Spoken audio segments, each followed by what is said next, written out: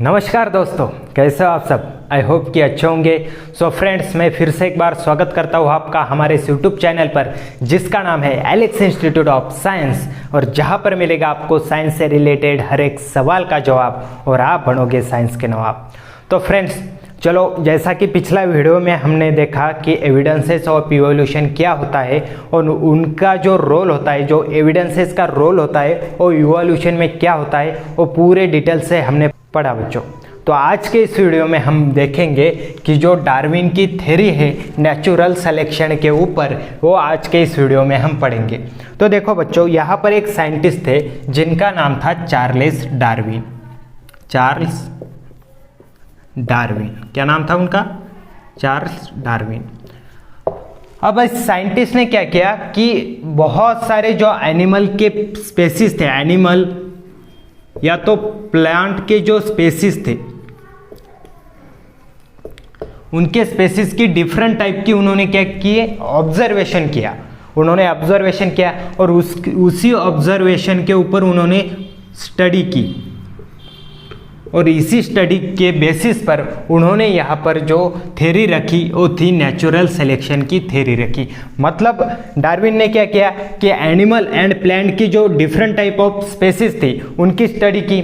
उसी स्टडी के बेसिस पर उन्होंने यहाँ पर एक थ्योरी रखी जिसको हम बोलते हैं नेचुरल सिलेक्शन।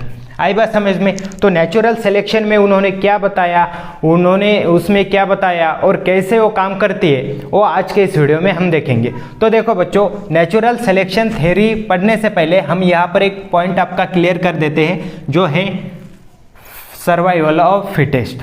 अब देखो दोस्तों, यहाँ पर झाड़ियाँ है, कुछ झाड़ियाँ है, ऐसी झाड़ियाँ है। अब इस झाड़ी पर कई कीड़े बैठे, कई पर हरे कलर के, मतलब ग्रीन कलर के कीड़े, ऐसे कीड़े हैं, दिख रहा है आपको, ग्रीन कलर के। तो कई पर यहाँ ऐसे रेड कलर के भी कीड़े यहाँ पर बैठे हुए, रेड कलर के भी कीड़े। अब यहाँ से क्या होता है कि एक कौवा उड़ते उड़ते यहाँ से जाता है। वो कौवा कैसा होता है? वो भूखा होता है। आई बात समझ में? वो कैसा होता है? भूखा होता है। अब इसको बहुत भूख लगती है। अब वो क्या करता है? वो कौवा इन कीड़ों को देखता है। ये जो कीड़े होते हैं वो इसको दिखते हैं। अब जल्दी से जल्दी मुझे बताओ कि इस कौवे को ऊपर से कौन से कीड़े जो सबसे पहले दिखेंगे? रेड वाले दिखेंगे या ग्रीन वाले दिखेंगे? जल्दी जल्दी बताओ कौन से। यहाँ पर दिखेंगे उसको, ये जो रेड वाले कीड़े वो सबसे पहले उसको दिखेंगे। अब कौवा क्या करता है कि आता है, एक रेड वाले कीड़े को उठा लेकर अपने साथ जाता है, रेड वाला कीड़ा खाता है। दूसरी बार आता है, रेड वाला कीड़ा खाता है। ऐसे खाते खाते खाते क्या होते हैं, एक बार उनकी जो स्पेसीज थी वो पूरे जो रेड वाले की स्पेसीज थी वो खत्म होती है, मतलब उनकी संख्या बारी से कम होती है।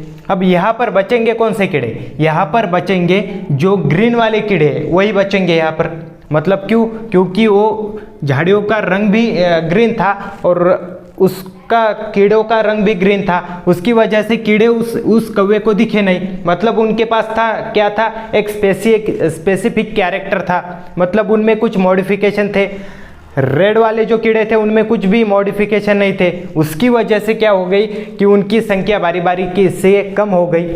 अब यहाँ पर हमें डार्विन बताता है कि जो ऑर्गेनिज्म इस नेचुरल में सबसे ज़्यादा फिट होते हैं वही यहाँ पर सर्वाइव करते हैं। डार्विन ने एक कॉन्सेप्ट मांडी जिसका नाम है सर्वाइवल ऑफ फिटेस्ट। आई बात समझ में?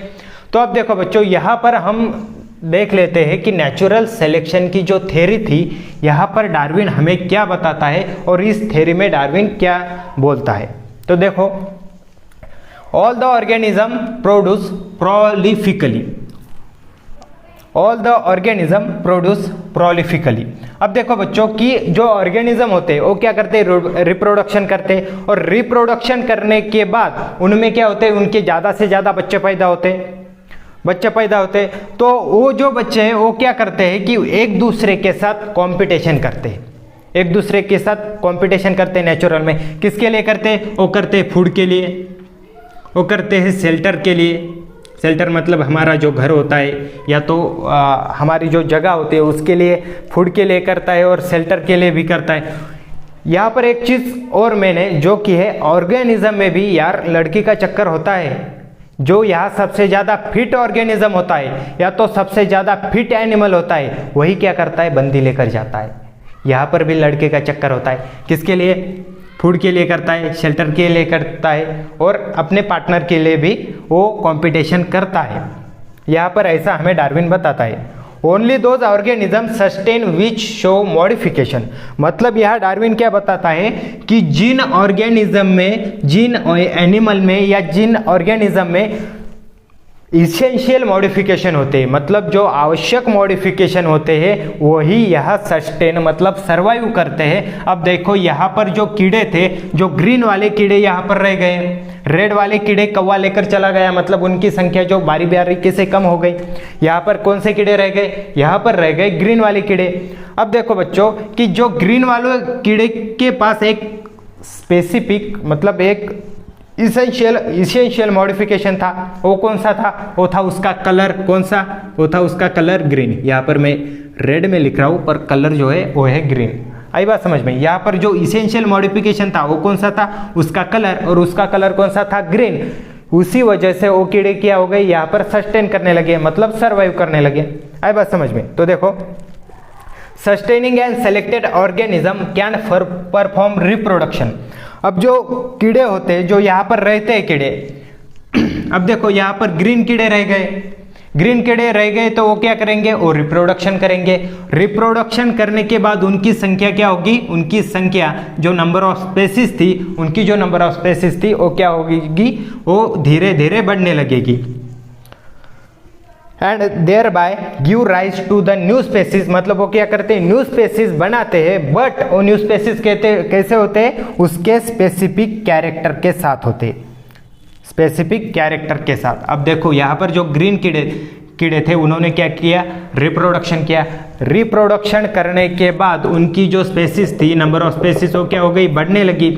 बट वो जो नंबर ऑफ स्पेसीज बढ़ने लगी थी, वो नंबर ऑफ स्पेसीज कैसी थी, उसके स्पेसिफिक कैरेक्टर के साथ, मतलब जो उनका एंसेस्टर था वो कैसा था, ग्रीन कलर का था। और यहाँ पर उनकी जो स्पेसीज बनेगी, वो स्पेसीज भी कैसी बनेगी, वो स्पेसीज बनेगी ग्रीन कलर की। कैसी बनेगी बच्चों, वो स्पेसीज बनेगी ग्रीन कलर की। अंडरस्टैंड, समझ रहा है ना क्या बोल रहा हूँ। तो देखो, डार्विन की जो ये थ्योरी थी नेचुरल सिलेक्शन की, ये काफ़ी समय तक, लंबे समय तक एक्सेप्ट की गई थी।